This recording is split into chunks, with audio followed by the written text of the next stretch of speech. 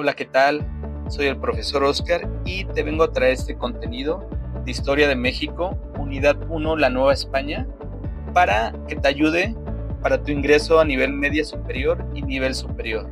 Comenzamos. Para empezar, Mesoamérica fue una zona geográfica que abarcó desde San Luis Potosí, pasando por el río Pánuco hasta llegar a Centroamérica. Estas culturas tenían muchas cosas en común, entre ellos el cultivo de alimento, de maíz, frijol y chile, cultivo en terrazas, el uso de asadero de madera, centros ceremoniales, juego de pelota, construcción de pirámides, forma de gobierno teocrático. Su religión era politeísta y naturalista y compartían un gran desarrollo cultural. Mesoamérica se divide en 3 distintos periodos: preclásico, clásico y posclásico. Periodo preclásico. La cultura más importante del periodo preclásico fue la cultura olmeca, la cultura madre de Mesoamérica. Esta cultura se estableció en los estados de Veracruz y Tabasco. Sus 3 importantes ciudades fueron San Lorenzo, La Venta y Tres Zapotes. Le rendían culto al jaguar y al viento, tenían ofrendas funerarias y, sobre todo, eran muy conocidos por sus cabezas colosales y el inicio del juego de pelota. Periodo clásico. La cultura más importante del periodo clásico fue la cultura maya. Esta cultura se estableció en los estados de Yucatán, Quintana Roo y Chiapas, y en algunos países de Centroamérica como Guatemala y Honduras. Destacaron en matemáticas, astronomía, pintura, escultura y en escritura, asimismo como la construcción de estelas, pirámides, templos, arcos falsos y bóvedas celestes. Periodo posclásico, del 900 después de Cristo al 1500 después de Cristo. La cultura más importante de este periodo fue la cultura mexica. Se establecieron en el lago de Texcoco, donde fundaron su ciudad al encontrar un águila parada en un nopal, devorando una serpiente. Fue un pueblo hegemónico y guerrero, pues dominaron a los demás pueblos que estaban en el territorio y obligaron a pagar tributo. Si en tu examen te llega a venir una pregunta como ¿quién fue la cultura hegemónica de Mesoamérica?, tu respuesta será la cultura mexica. Esta cultura se estableció en el altiplano central, lo que hoy conocemos como el centro de México.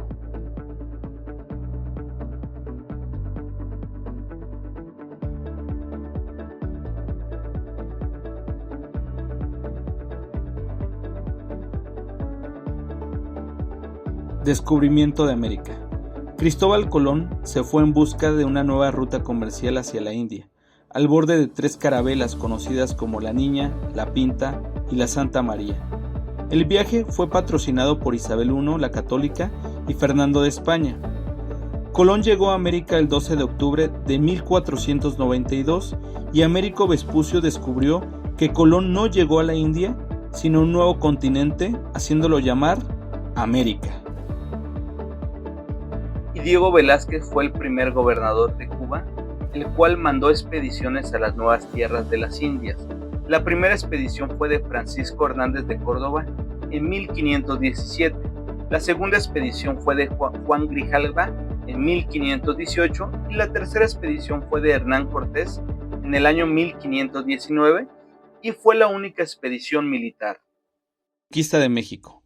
La conquista de México inicia con la llegada de Cortés a Tabasco en el año de 1519 y termina con la caída de la Gran Tenochtitlán en el año de 1521. Es importante que para tu examen te aprendas el orden cronológico de los acontecimientos, así que es fundamental que sepas cómo inicia y cómo termina la conquista de México.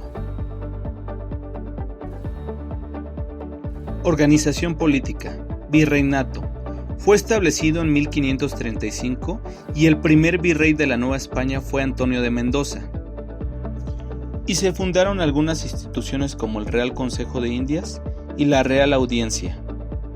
Una se encargaba de designar a las autoridades que gobernarían en la Nueva España y otra se encargaría de impartir justicia y poder destituir al virrey por mal gobierno.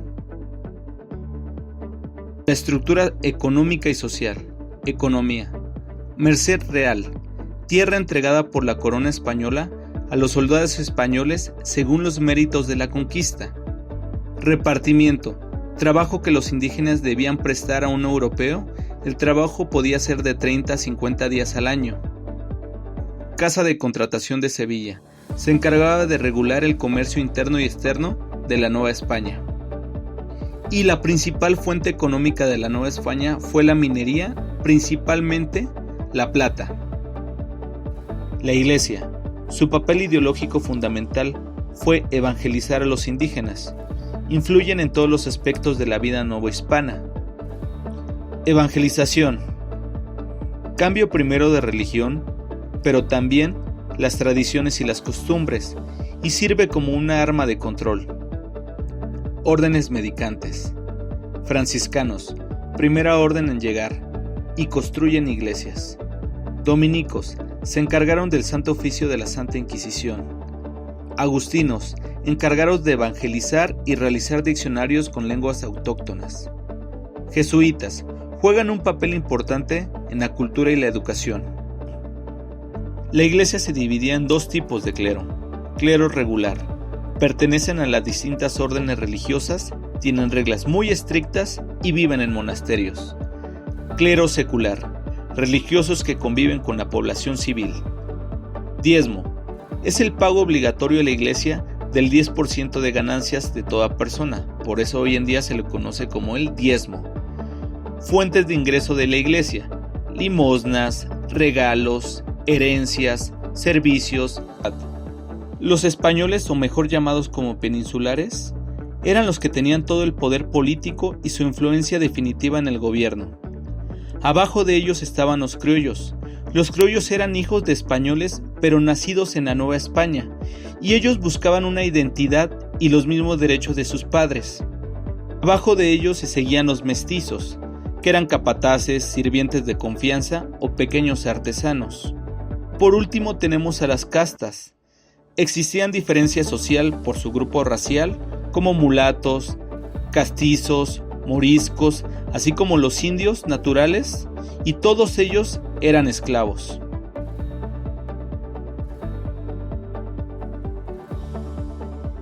Las reformas borbónicas. En el siglo XVII en la Nueva España se aplicaron las reformas borbónicas por orden del rey de España Carlos III de la Casa de los Borbones en Francia.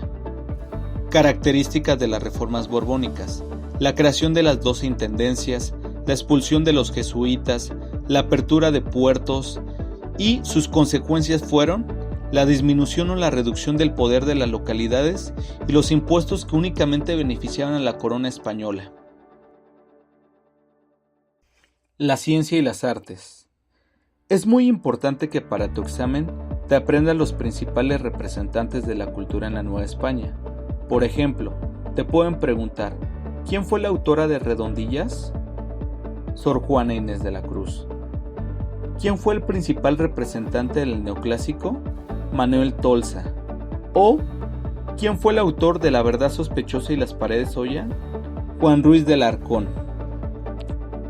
Para finalizar te dejo con este cuestionario que está diseñado para prepararte para tu examen de nivel superior y nivel media superior en Historia de México. Muchas gracias por tu atención. Hasta pronto.